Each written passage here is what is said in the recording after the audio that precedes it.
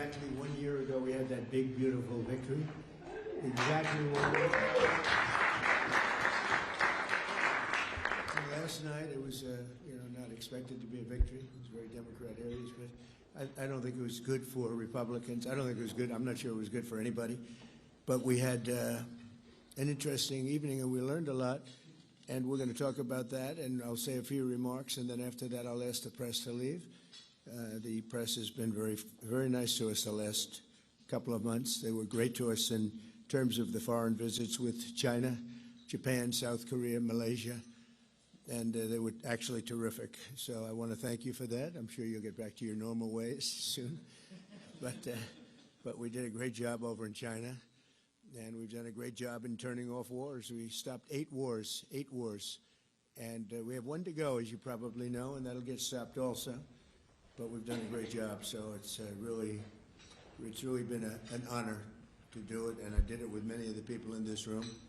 Every one of you I know, and every one of you I like our leaders, I like everybody. But I thought we'd have a discussion after the press leaves about what last night represented, and what we should do about it, and also about the shutdown, and how that relates to last night. I think if you read the pollsters, the shutdown was a big factor, negative for the Republicans, and that was a big factor. And they say that I wasn't on the ballot was the biggest factor, but I don't know about that, but I was honored that they said that. And I just want to thank everybody for being here, and a very special thanks to Vice President J.D. Vance, who's doing a terrific job. J.D., thank you very much.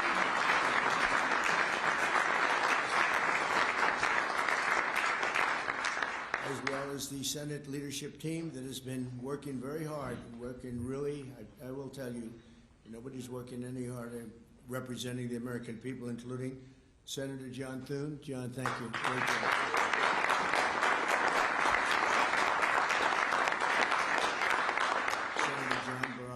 John, thank you very much. Senator Tom Cotton, wherever you may be. Tom, thank you. Thank you, Tom. Thank you. Senator Shelley Moore Capito, who's been very involved. Thank you,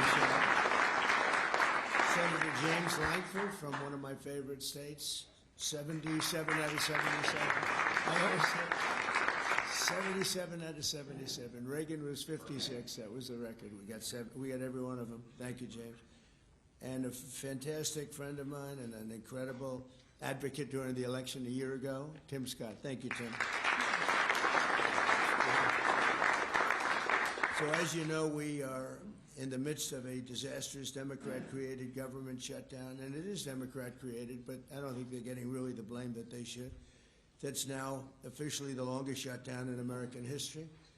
The Democrat radicals in the Senate have shown zero interest in reopening the government, and I don't think they'll act so soon. A lot of people disagree. I've been saying for the last 30 days, we've had 4 or 5 different points. Yes, sir, they're going to get it right now.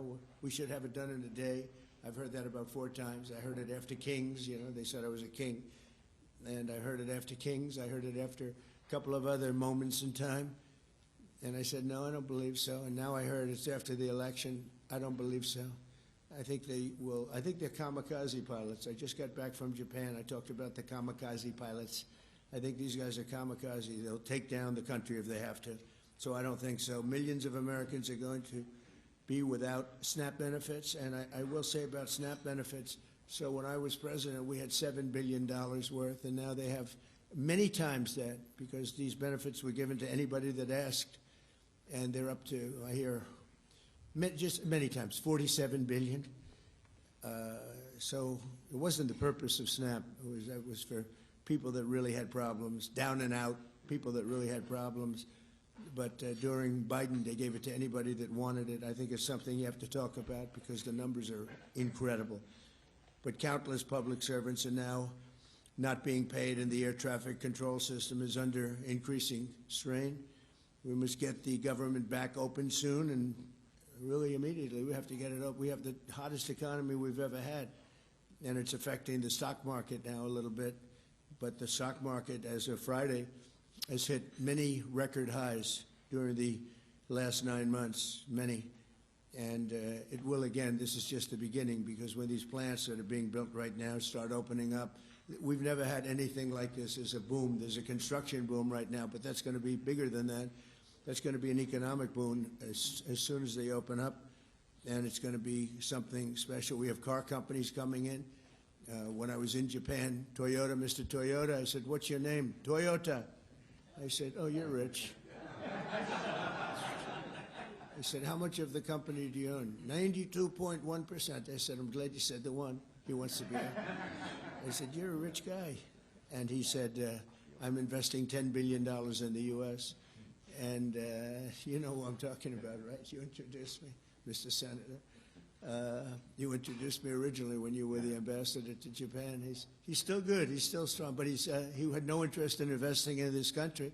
Now he's investing $10 billion as of 1 week ago in building new plants. We have auto plants coming in incredibly, but we have AI and all of them. And we can't be extorted to give $1.5 trillion to people that came into the country illegally, many from prisons, many drug dealers. A lot of people came in from mental institutions. They want to give a lot of money to the people that came in illegally. We have to get them out. We can't, no country can sustain that. That's not like an attack on our country. In no country, these are not going to be productive people. These are going to be anti-productive people. And we can all have big hearts. I have a bigger heart than anybody, but we can't let that happen. It's time for Republicans to do what they have to do, and that's terminate the filibuster. It's the only way you can do it. And if you don't terminate the filibuster, you'll be in bad shape. We won't pass any legislation. There'll be no legislation passed for 3.25. We have 3.25 years, so that's a long time. But when they can't do an extension, and John, I think they've done an extension every single time they've ever been asked forever. This is the first time they haven't done an extension. Extensions are supposed to be easy, but if they won't do an extension, they won't do any bill, even a simple bill. And we should do our own bills. We should get out. We should do our own bills. We should open up. We should start tonight with the country's open. Congratulations. Then we should pass voter ID. We should pass no mail-in voting. We should pass all the things that we want to pass, make our elections secure and safe, because California is a disaster. Many of the states are disasters. But can you imagine when they vote almost unanimously against voter ID? All we want is voter ID. You go to a grocery store, you have to give ID. You go to a gas station, you give ID. But for voting, they want no voter ID. It's only for one reason, because they cheat. We would pass that in 15 minutes.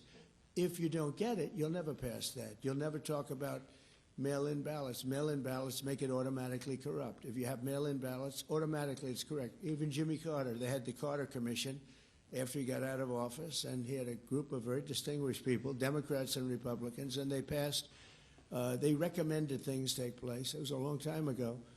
And they said about mail-in ballots, if there is mail-in ballots, there will definitely be corruption, because, you know, they pass through too many hands. I mean, you go in to vote, and they want your card. Even me, I went into Palm Beach. You go in to vote, they want your card, you're this, you're that. They say, "I'm sorry to do this, sir, but I have to look at your identification." I said, "That's all right. I love that." But, you know, you're really not going to get away with much. It was very, very professional, very good, and the way it's supposed to be. But these people don't want that. They have legislation in California where it's illegal to ask somebody for voter ID. If you ask somebody for voter ID, if you're an official, and you say, "I'd like to see your voter ID," they can arrest you, okay? They can arrest you because they want to cheat, and they get away with it, and the Republicans let them get away with it, and we won't do that if we have the filibuster. So we're going to talk about that a little bit, and we're going to see if we can sway, because I know we have a lot of, not a lot, I'd say half feel this way, maybe a little bit less than half, and it's time to have a really good talk. If I thought that they weren't going to pass the filibuster, I wouldn't even bring it up. They're going to pass it within the first hour. If they take power, and it's more likely that they take power if we don't do it, because we're not going to be passing any legislation, not going to approve anything. We're going to go 3.25 years. There won't be one bill that we're going to pass. Because the easiest thing to pass is exactly right now what they won't pass. And they'll do that, and they'll wreak havoc. But let's assume they get it. They're doing it anyway, so it wouldn't matter. They're doing it anyway. And, you know, I have a case where I have great U.S. attorneys that can't be approved because of the blue slips. The blue slips, I think you should terminate blue slips, too. It's a mental termination because it's really a custom. But if you have a Democrat senator or two is bad, but it doesn't make any difference. If you have one senator writes a negative letter on some great U.S. attorney, we had it in Manhattan, Southern District. Jay Clayton, one of the most respected lawyers in the whole country, by far, one of the most respected, and couldn't get approved. The courts approved him. The courts couldn't believe it. They did it like instantly. He went to the best schools, got the best marks, top of his class. Everything was perfect. I mean, he was led the perfect life. Went to Sullivan and Cromwell. Almost immediately became the head of Sullivan and Cromwell. You know, the most prestigious law firm, I would say, in the country, just about. Whether it's Sullivan or two or three I could name, but Sullivan, I would say, really, maybe number one. He was the head of Sullivan and Cromwell for like 20 years. He went to the SEC, was flawless. He did it for me. He was the SEC chairman. He was flawless. Then he went to Apollo, where he was the chairman of Apollo, and was flawless. Everything went good. The stock went through the roof and everything. I asked him to go to the Southern District, and he said, "I'll do what you'd like to do, sir." He's a very high-quality person. But he couldn't get approval from Schumer. Schumer didn't approve him. The best student, the best schools, everything. He's like flawless. And the courts actually said, "You're not approving Jay Clayton?" Right, Lindsay, you heard this. The courts actually interceded, and they approved him. But that's an unusual guy. We have other people that are really good, but people don't know how good. Top students, top colleges, and they're U.S. attorneys, and they won't be approved. They're not going to be approved. We have one in Los Angeles who's phenomenal. No, the senators, the Democrats are, you know, again, they're kamikazes. The Democrats are not going to approve them. Blue slips are a disaster. So the only people I can get approved are Democrats. I was told that by the Democrats. We'll only approve Democrats. I said, really, is that right? Not going to work that way. Not going to work that way with me. But the blue slips are a total disaster.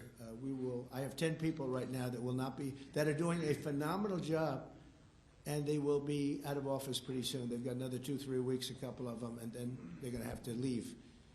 And it's actually a blight on their record because, you know, nobody knows why they left, but it looks like they served 8 weeks and then they had to leave. But they're not going to get the approval because the Democrat, radical left lunatic senators are saying you can't, we're not going to approve you.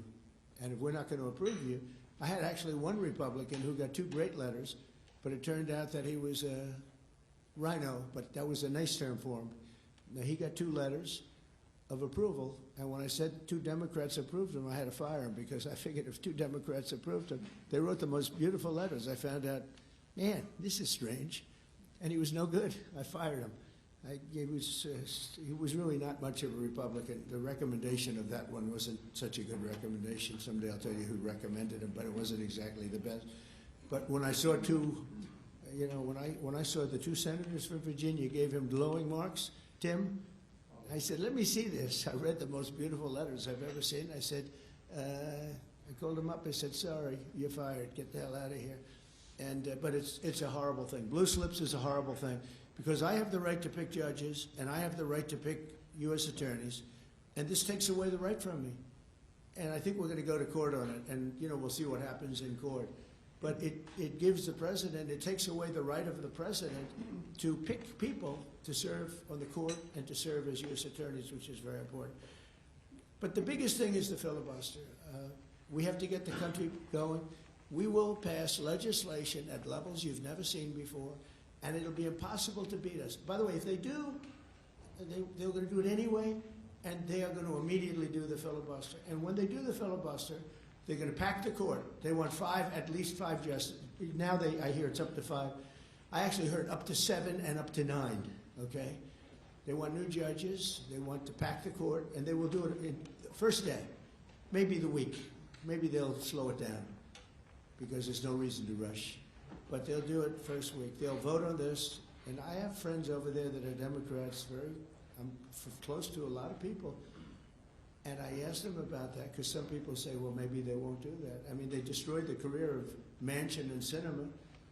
And they got them out. They were the only objectors. Nobody else is going to object. They're going to do it the first day. They're going to pack the court. They're going to make D.C. a state, and they're going to make Puerto Rico a state. So now they pick up 2 states. They pick up 4 senators, okay? You think you have problems? They're going to do all of the things. They're going to pick up electoral votes. It's going to be a very, very bad situation. And it's done. It's done. As soon as they attain power. Now, if we do what I'm saying, they'll most likely never attain power, because we will have passed every single thing that you can imagine that it's good and all good for the country. And there'll be no reason to. If we don't do that, people will say they're not doing much and they're in power. So the good news is we did the great, big, beautiful bill, and it's the greatest thing we could have done. And the smartest thing with John and our Speaker of the House, who's so good, Mike Johnson, we did all in one bill. If we didn't, John, it would be a problem, because we would have gotten a small piece passed. A lot of people wanted to do that. A lot of people in the room wanted to do that. They went along with me and John and everybody, and we got this thing passed. Honestly, it's 4 years worth of goodies. No tax on tips, no tax on Social Security, no tax on, think of it, no tax on overtime.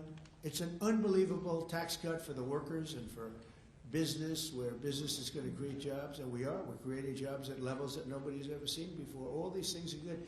We have to be able to get the word out. If we don't get the word out, we're making a very big mistake. So I have this long, beautiful, and very boring speech. I won't bother reading it, but because we can just start talking. And I think it's very important. We have to get the country open, and the way we're going to do it this afternoon is to terminate the filibuster. And it's possible you're not going to do that. And I'm going to go by your wishes. You're very smart people. We're good friends. But I think it's a tremendous mistake, really. It would be a tragic mistake, actually. It's time. It's time. If I thought they weren't going to approve, I'd sort of be with you. It'd be fine. I'd be neutral to with you. But knowing that they're going to pass it as soon as they get any semblance of control, they'll pass it first thing. Then it's like we have to do it first. And we have 2 years, and we'll end up with 2-3 years, and we'll have this country so perfect. We will have passed more legislation than any Congress and any group of senators or a group of congressmen, and we will get it through. They'll send it to us. We'll send it to them. It'll be a beautiful machine. Otherwise, we're just going to sit around and argue with these people all day long, and they're highly unrealistic. Highly unrealistic. Many of them are radical left subversives, frankly. So I want to thank everybody, and we're going to talk, and I want to thank the press for treating us so really well for that foreign trip. It was we had just an amazing meeting. Don't forget, 2 months ago, it looked like the whole world was in trouble over rare earth, and that's no longer even a subject that people talk about. It was all worked out very quickly. Without tariffs, I couldn't have done it. I put a 100% tariff on China. As soon as I heard it, within 20 minutes, I put a 100% tariff on China. When President Xi, who's really a friend of mine, as much as he can be a friend, he's a tough man. He's a tough man. Smart man, actually. Very smart. The press doesn't like it when I call him very smart. They think I'm not supposed to call him smart. But at least 1.4 billion people, without question. In fact, during the meeting, we were there. A couple of you were there, and some of you saw it. So he's here, and he's got about 6 people on each side, and every one of those people was standing like this. They were at attention. And I made a comment to one of them, and I got no response. I said, "Are you going to answer me?" I got no response. And President Xi didn't let him have any. So if there's any question, I said, I want my cabinet to behave like that. I'm demanding that I want them sitting up like that, Tim, just nice and straight. I never saw posture like that. I've never seen men so scared in their lives. They have the equivalent of a vice president. I said, "Are you going to answer my question?" And he's like, he doesn't move. I said, "What's wrong with this guy?" "I will answer all questions." Why don't you behave like that? JD doesn't behave like that. JD butts into conversations. I want to have that for at least a couple of days, okay, JD? We'll keep you long term, but a couple of days of that would be very, very nice. Okay, I want to thank you, and we'll talk a little bit. And I see they set me up with a podium. I thought I'd just be sitting, but it's probably easier. I want to thank you all very much. Thank you to the press, and you can go, and we'll speak to you later. Thank you. I'm going to Miami to make a speech today at a big group, and we have a nice big crowd, and we'll see you there. A lot of you are traveling down with me. Thank you very much. Mr. President, you sound very frustrated by last night's elections. What are the takeaways for people in this room? Keep moving. Thank you, press. What happens if they don't eliminate the press? Keep moving. President? Thank you, press. Please wrap. Thank you. Thank you, guys. Keep moving. Please, Thank keep you. moving. Thank you. Thank you, guys. Thanks for watching. Here's another story you may like, and subscribe to the WSBT 22 YouTube channel.